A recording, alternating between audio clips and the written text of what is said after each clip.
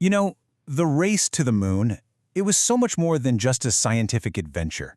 At its heart, it was a high-stakes battle in the Cold War, a clash of ideologies fought with rockets instead of weapons. This was really a race for the future, and it all kicked off with this single, frankly terrifying beep coming from space. Right from the get-go, the scoreboard was, well, it was brutally one-sided. The Soviet Union wasn't just in the lead, they were absolutely running the table. They launched the first satellite, Sputnik. Then they put the first living thing in orbit, the dog Laika. And then, the biggest prize of all, the first human in space, Yuri Gagarin. And the United States? Well, you can see they were struggling just to get on the board. And look, this wasn't just about bruised national pride. When Sputnik's little beep was picked up, headlines like this screamed across America, and it caused widespread panic. The logic was simple and honestly pretty terrifying. If the Soviets could put a satellite over your head, they could put a bomb there too. So this whole initial period of Soviet dominance, it came to be known as the Sputnik Shock. It was just this series of technological and psychological blows that really shook America to its core and officially kicked the space race into high gear. The speed of the Soviet advance was just staggering. Think about it. October 57, Sputnik 1 is orbiting the Earth. Just 1 month later, they launched Sputnik 2 with Laika, proving a living being could survive up there. Then, fast forward to April 1961, and Yuri Gagarin completes a full orbit. Each one of these was another humiliating first that America had to watch from the side. The conclusion felt, well, it felt unavoidable. The Soviets were the masters of space. They had the technology, they had the momentum, they had all the prestige. So for the United States, facing this relentless string of defeats, the situation seemed pretty hopeless. The question on everyone's mind was simple, but man, was it daunting. And that brings us to the turning point. A young, new president, John F. Kennedy, humiliated by some early failures, decided that America couldn't just try to compete. It had to leapfrog the competition with a goal so ambitious, so audacious, it would completely redefine the race. This was a totally new mindset. Kennedy framed the challenge not as a race to catch up, but as a test of what America could do. These words, delivered at Rice University, just galvanized the nation.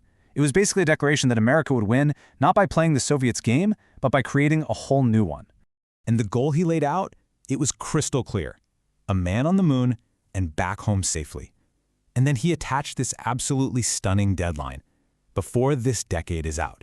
This wasn't some vague dream. It was a promise with a ticking clock, and it set in motion one of the greatest technological projects in all of human history. Okay, but saying you're going to the moon is one thing.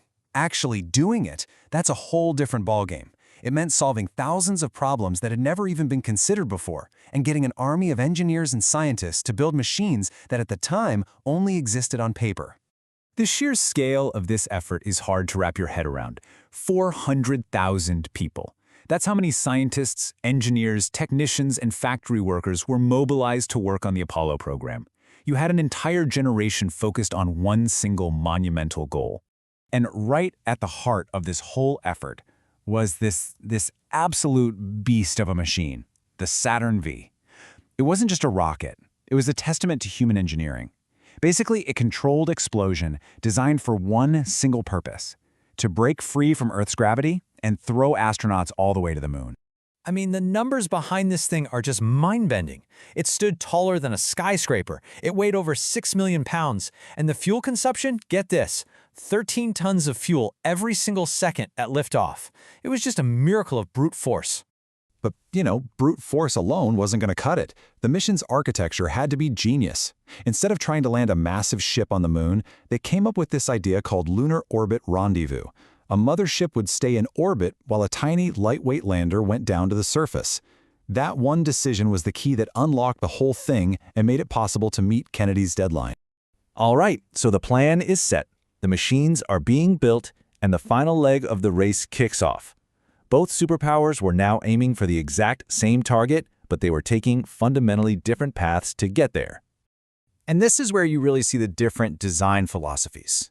The US Saturn V used 5 absolutely massive, powerful engines that were tested over and over again.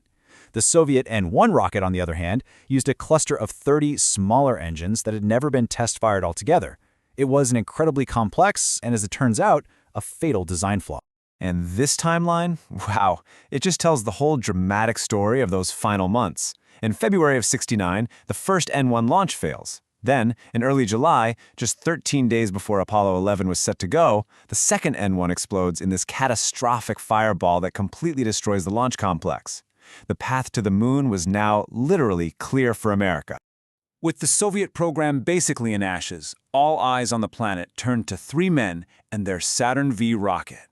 The culmination of an entire decade of work was about to unfold 240,000 miles from home.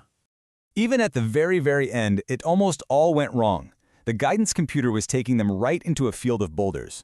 With alarms blaring and fuel running dangerously low, Neil Armstrong, the test pilot, took manual control.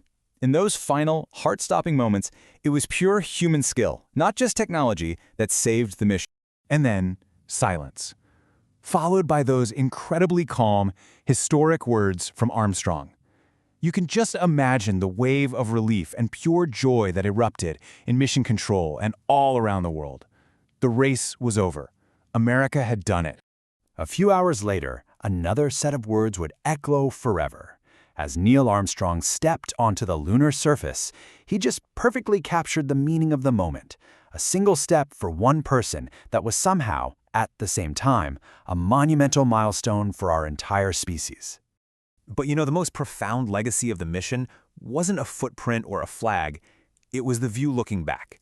Seeing our planet Earth as this single, fragile home for everyone, it fundamentally changed our perspective.